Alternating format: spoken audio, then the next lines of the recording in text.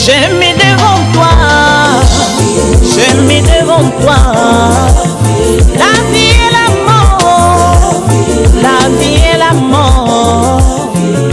Mais toi choisis et tu vivras. Lui qui nous a fait encore grâce et privilège ce matin, que nous puissions encore nous retrouver dans ce programme merveilleux que nous avions dénommé la nourriture spirituelle.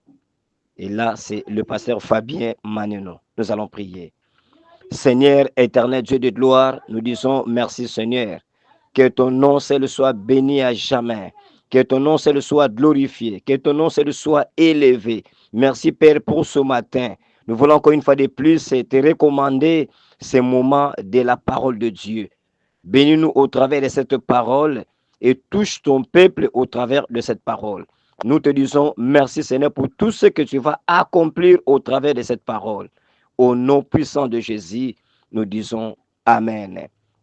Merci beaucoup, mon bien-aimé.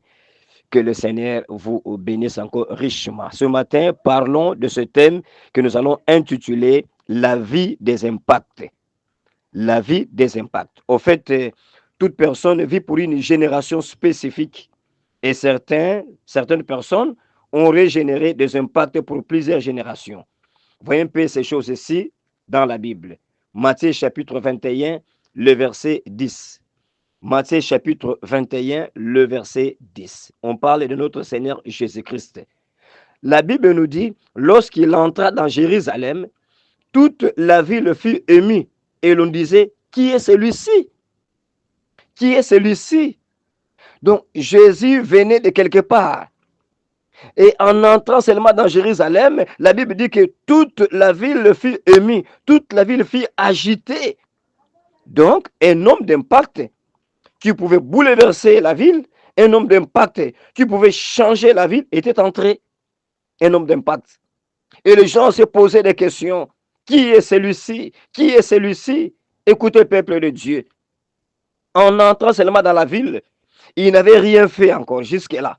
Il n'avait même pas ouvert sa bouche. Mais toute la ville fut émue. La population était agitée. Peuple de Dieu, beaucoup existent, mais ils ne vivent pas. Ils ne vivent pas. Le verset 11 donne même sa description.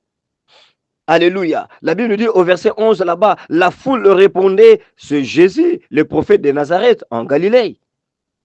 En Galilée. Donc le verset 11 donne sa description. Jésus était venu de la même manière que toi tu es venu sur cette terre.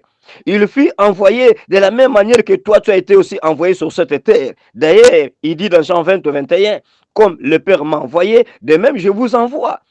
En d'autres termes, comme le Père m'a envoyé pour une vie d'impact, c'est de la même manière aussi que je t'envoie aussi pour une vie d'impact. Donc, j'ai dit à quelqu'un ce matin, tu es en mission sur cette terre.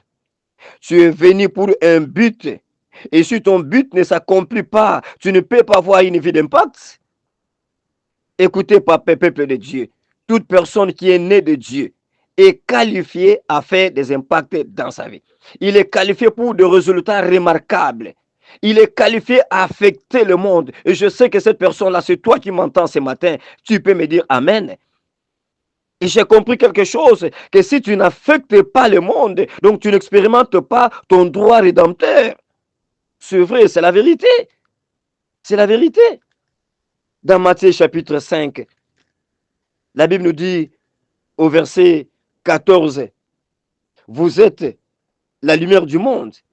Une ville située sur une montagne ne peut être cachée. Probablement, tu étais caché et personne ne te connaissait.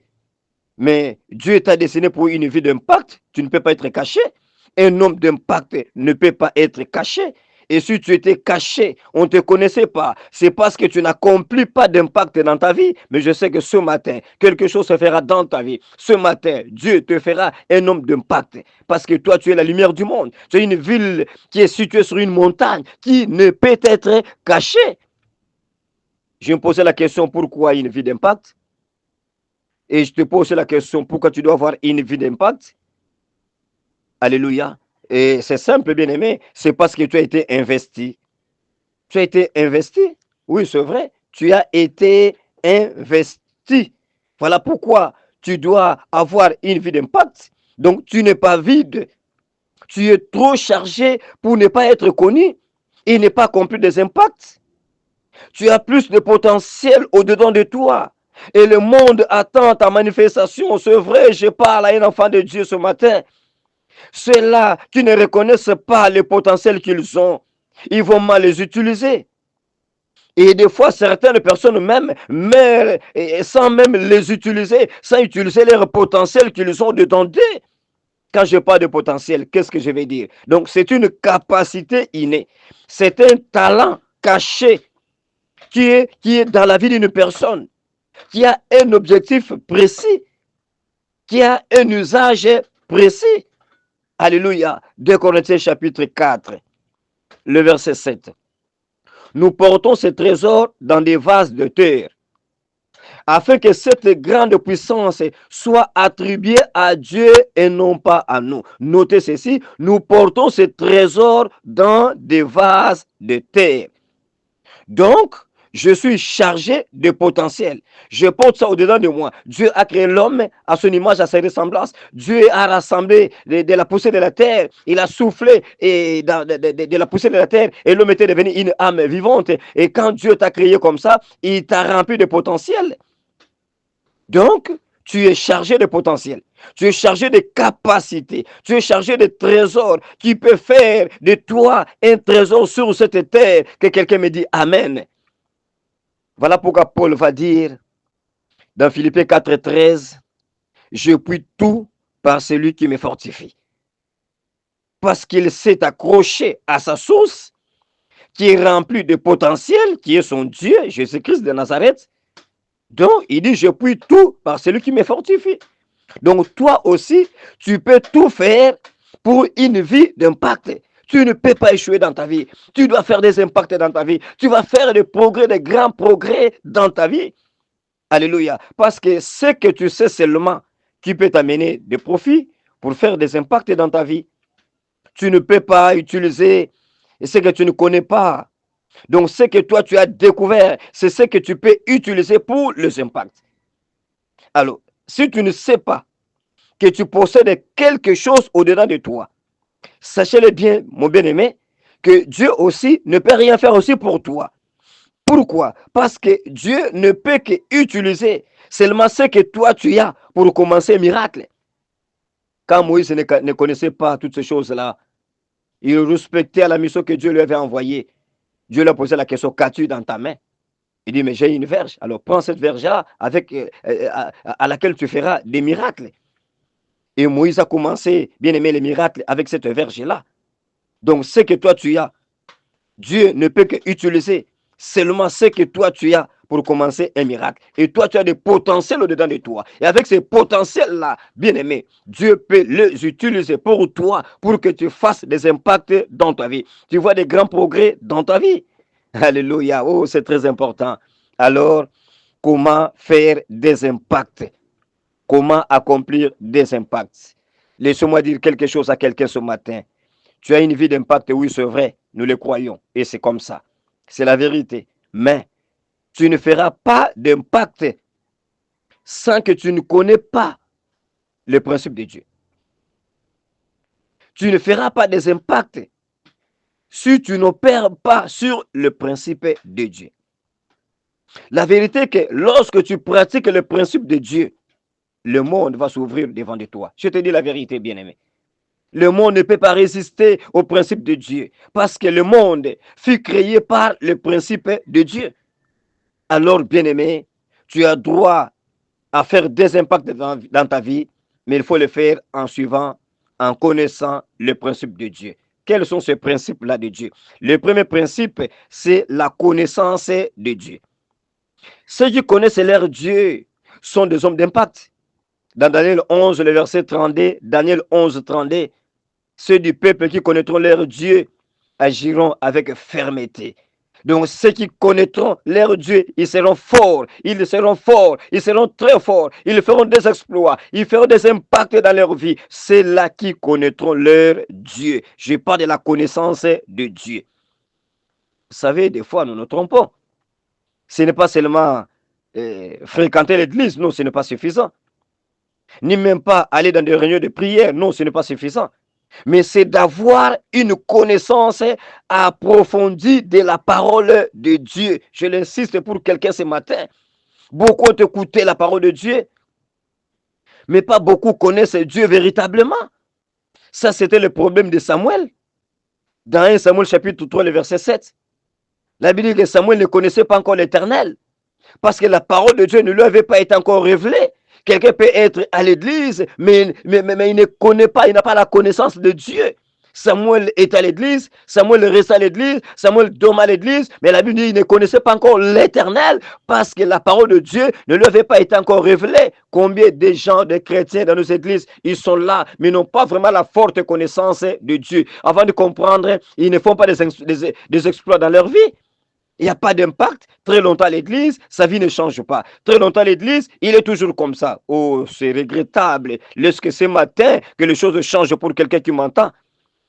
Donc, la manière à laquelle vous allez connaître votre Dieu, ça va déterminer aussi la manière à laquelle vous allez accomplir des impacts dans ta vie. Et ceux qui font des exploits là, sont ceux qui ont une connaissance approfondie de Dieu. Si vous connaissez Dieu, vous allez aussi l'aimer. Et si vous l'aimez, toute portion de bénédiction, toute position de progrès et toute porte des exploits, mon bien-aimé, je te dis la vérité, seront pour vous. Et alors, vous allez accomplir des impacts dans votre vie. Vous allez accomplir de grands impacts dans votre vie. Alléluia. Donc, tu ne peux pas connaître Dieu et ne pas l'aimer. Si tu dis que ce matin, que non, tu aimes le Seigneur, mais tu vas le servir aussi. Et si tu le sers, il dit dans Exode 23, le verset 25 à 26, vous me servirez et moi, Dieu, je vous bénirai. Cela veut dire que je ferai de toi un homme rempli de bénédictions, un homme rempli des exploits, un homme rempli d'impact. Alléluia. Oh, peuple de Dieu, ça, c'est ce qu'il faut connaître, la connaissance de Dieu. La Bible déclare dans 1 Corinthiens chapitre 2, le verset 9, il dit, ce sont des choses que l'œil n'a point vues, des choses que l'oreille n'a point entendues, des choses qui ne sont point montées dans le cœur de l'homme. Ce sont des choses que Dieu a préparées pour ceux qui l'aiment, pour ceux qui l'aiment. Donc, ce que Dieu a préparé comme impact, comme exploit pour ceux-là qui l'aiment, qui aiment le Seigneur. Si tu aimes le Seigneur, il y a une portion d'impact que Dieu a préparé pour toi. Et je sais que ce sera pour toi. Si c'est toi, dis seulement Amen là où tu entends cette parole de Dieu. Et moi, j'ai compris quelque chose, que chaque fois qu'on te pousse à aller servir ton Dieu, c'est parce que tu n'as pas la connaissance parfaite de ce Dieu-là. Si tu connais ce Dieu-là, si tu connais qui est Dieu, si tu connais ce que Dieu est pour toi, ce qu'il a accompli pour toi, bien-aimé, si tu connais ce que Dieu fait pour toi, et que toi, tu sois un homme d'impact, un homme d'exploit, et qu'il t'a chargé de potentiel, et qu'il t'a créé à son image et à sa ressemblance, pour que tu accomplisses des impacts, moi je pense que personne ne va te pousser à le servir. Personne. Si toi tu ne sers pas Dieu, c'est parce que tu ne connais pas ce Dieu-là. Tu ne connais pas ce Dieu-là. Aucun homme ne connaît Dieu et ne pas être connu sur la terre. Non, je te dis la vérité. Lorsque tu connais Dieu, la porte pour être un homme d'impact va s'ouvrir pour toi. C'est la vérité. Voilà pourquoi David s'est adonné à son Dieu. Il dit, je ne donnerai pas de sommeil à mes paupières jusqu'à ce que je trouve une demeure pour mon Dieu, pour l'Éternel mon Dieu. Je ne me donnerai pas du repos, je ne vais pas dormir jusqu'à ce que je trouve une demeure pour mon Dieu. Là, c'est quelqu'un qui connaissait Dieu. J'ai dit à quelqu'un ce matin, ayez la connaissance de Dieu. Ça, c'est le premier principe pour que tu fasses des exploits dans ta vie, la connaissance de Dieu. Deuxième principe, on en verra demain. Que le Seigneur vous bénisse. Nous allons prier.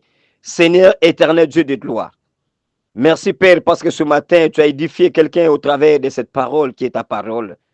Merci Père parce que tu as parlé dans le cœur de quelqu'un.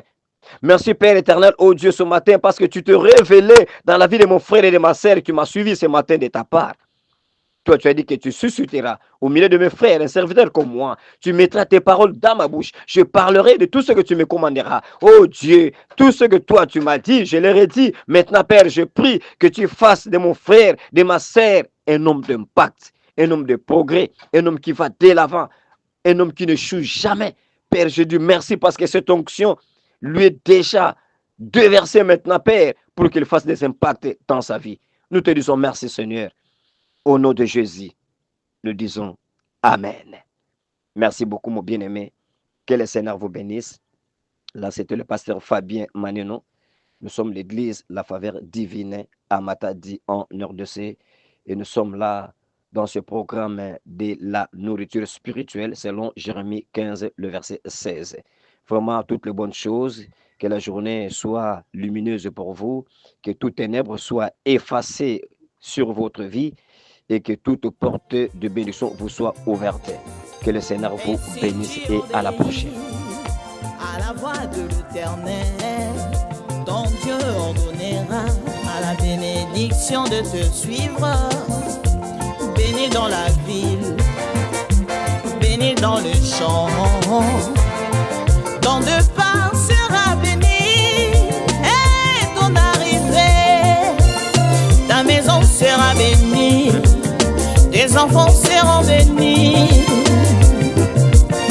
ton travail sera béni, tu seras un parfum de bonne odeur, une bénédiction pour ton entourage. Yeah, yeah, yeah, yeah, yeah, yeah, yeah, yeah.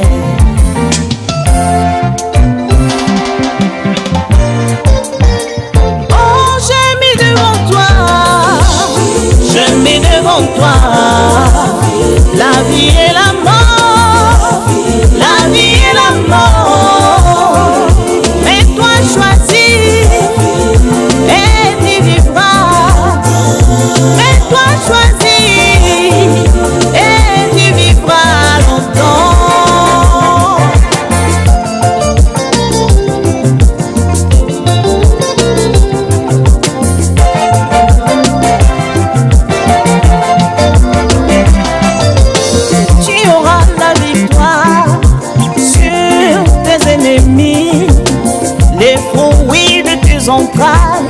Oui, sera béni.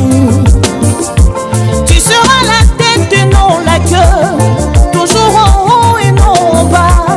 Ton Dieu ordonne que tu sois puissant et tu prospères à tous égards. Yeah, yeah, yeah. J'ai mis devant toi,